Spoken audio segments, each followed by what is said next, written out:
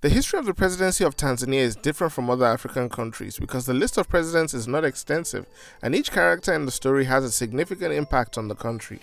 The presidents had to deal with invasion, attempt at separation, and corruption. However, history is what we'll look at today on Africa Assemble. By the way, be a friend and subscribe.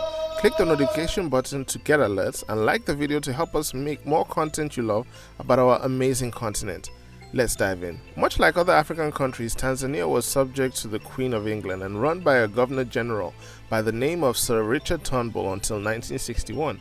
Julius Nyerere became the first president of Tanganyika for 2 years until he also became the first president of Tanzania, as Tanganyika became one with Zanzibar to become Tanzania. Since there was only one party, people practically just voted for a yes or no instead of having a selection of other candidates. Julius was a big-time Pan-Africanist who would have wanted to unite Africa into a single state. Knowing that this would probably never happen, he attempted with the Kenyan and Ugandan presidents to unite all three countries, and of course that did not materialize as well. He also tried to convince John F. Kennedy to have a stronger stance against apartheid in South Africa at the time, but that was also to no avail. He believed in African socialism, made evident by his published book Ujamaa, which strongly denounced capitalism and focused on familyhood and self-reliance. He promoted this idea with peasant farming, villagization, all under one party system. However, he was criticized for his poor democratic values and his ideology never improved Tanzania financially. During his presidency, he led Tanzania in a war against Uganda when Idi Amin forcefully took over as Ugandan president. Nyerere hosted the exiled president and Idi Amin used this to invade Tanzania. Upon Amin's failure, Nyerere counterattacked and eventually overthrew Idi Amin. The war was ugly as civilians were killed in the crossfires on both sides, something that Nyerere did not like. Julius Nyerere always did his best to be non-violent and non-racialist, a mindset that makes him a revolutionary leader. In 1985, he eventually stepped down, pushing Ali Mwinyi to be his successor. Nyerere eventually passed away from leukemia in 1999, but his impact on the country of Tanzania and the continent of Africa lingers around still. Though Ali Mwinyi was picked as the successor to Julius Nyerere by Julius Nyerere, they were both very different. Mwinyi moved away from socialism and got a loan from the International Monetary Fund, which Nyerere tried to avoid. One can understand this because Mwinyi inherited a country with a weak economic system from a failed socialist idea and war. Mwinyi also tried convincing Reagan to have a stricter attitude towards apartheid in South Africa, but again to no avail. The one problem during Mwinyi's years in the presidential office was corruption. During this period, scandals arose regarding corruption to the point that some foreign aid was even frozen. In his second term, Mwinyi introduced a multi-party system, even though most Tanzanians were against it, and the candidate from his party, Benjamin Mkapa, was nominated as the president of Tanzania. Showing himself as an advocate of anti-corruption, Benjamin Mkapa was elected president of Tanzania in 1995. He further promoted this by being as transparent as possible, opening a forum to fight corruption. During his years in the office, he had to deal with terrorism and refugees from neighboring countries like Rwanda and Burundi. He attracted foreign investments while privatizing corporations.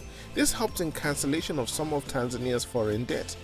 He was eventually criticized as corrupt himself and was scrutinized for his lavish spending on some unnecessary things such as planes. Like those before him, he vacated the head office after 2 terms. Benjamin Mkapa passed away in 2020. Jakaya Kikwete became the 4th president in 2005 and battled corruption most of his tenure. He continued to carry on Benjamin Mkapa's actions while echoing Nyerere's views on the importance of agriculture. He improved the economy of Tanzania while reducing the inflation and getting rid of some debt. He was a multitasker, leading organizations like the African Union and the SADC Trioka of Peace. He was a very busy man. During his term, he dealt with Zanzibaris looking to secede from Tanzania. He also looked to rewrite the constitution during his second term. Funny enough, when his time of presidency was coming to an end, Kikwete was relieved, mourning how tireless the position of being a president is. After Jakaya Kikwete came John Magufuli. The 5th president of Tanzania went to work right away with reducing government spending and battling corruption. As a selfless action, he reduced his own salary to 1/3 of the usual presidential salary. He was nicknamed the bulldozer because he tackled every aspect of government spending and aimed to relocate the savings to improving the infrastructure of the country.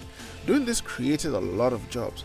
However, as much Magufuli implemented drastic changes, others saw him as an autocratic president, having no nonsense attitude to other parties and those who spoke against him. People were arrested for cyberbullying the president and apparently invoking their freedom of speech. Truth be told, Magufuli did not lead well against COVID-19, and some people speculate it was the cause of his death, as he probably contacted COVID-19. However, there is no proof of it. Magufuli was against face masks and testing, and gave religious rhetoric to the elimination of COVID-19. Unfortunately, John Magufuli would not complete his 2 terms in the office, as he died on March of 2021. Naturally, as presidents die in office, the current vice presidents will take over, and that is the case with Samia Suluhu Hassan. She is the first female president of Tanzania and also the 3rd Muslim to claim presidency of Tanzania. At the time of this recording, she has only been a president for over a month with no significant action yet. So in total, there have been 6 presidents, 1 died in office, and Tanzania has its first female president. Definitely this is a condensed version of the history of the Tanzanian presidency. We hope you learned something new watching this video, as it shows the country's landmarks through an unwanted war and different ideologies. If you'd like to be informed when we roll out new videos, give us a like to help us with the YouTube algorithm. Share this with a friend and drop a comment if you disagree or would like to request a video. Till then, brothers and sisters, have a nice day.